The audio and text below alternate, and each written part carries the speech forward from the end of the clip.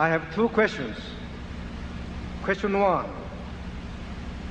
your view on world financial business environment in the next decade. Question two, U.S. position for economic competition in the next decade. Thank you.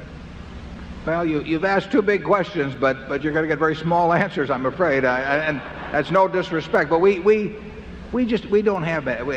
don't think about those things very much. We just are looking for decent businesses, and incidentally, our views in the past wouldn't have been any good on those subjects. And we try to think about two things. We try to think about things that are important and things that are knowable.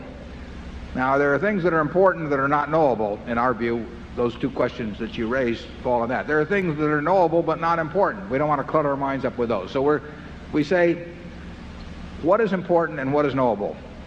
And what among the things that fall within those two categories can we translate into some kind of an action that is useful for Berkshire? And we really, there are all kinds of important subjects that Charlie and I, we don't know anything about. And therefore we don't think about them. So we have our view about what the world will look like over the next 10 years in business or competitive situations.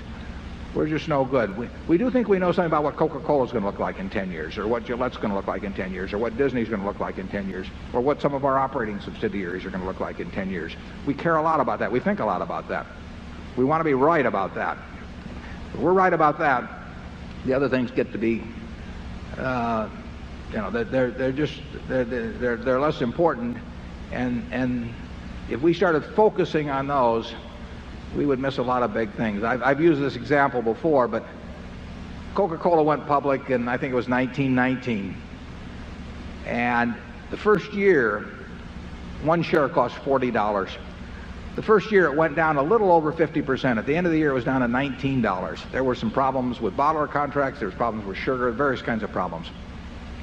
If you'd had perfect foresight, you would have seen the world's greatest depression staring you in the face when the social order even got questioned. You would have seen World War II, you would have seen atomic bombs and hydrogen bombs. You would have seen all kinds of things. And you could always find a reason to postpone why you should buy that share of Coca-Cola. But the important thing wasn't to see that. The important thing was to see that they were going to be selling 1 billion 8-ounce servings of beverages a day this year, or some large number. And that the person who could make people happy 1 billion times a day around the globe ought to make a few bucks off doing it.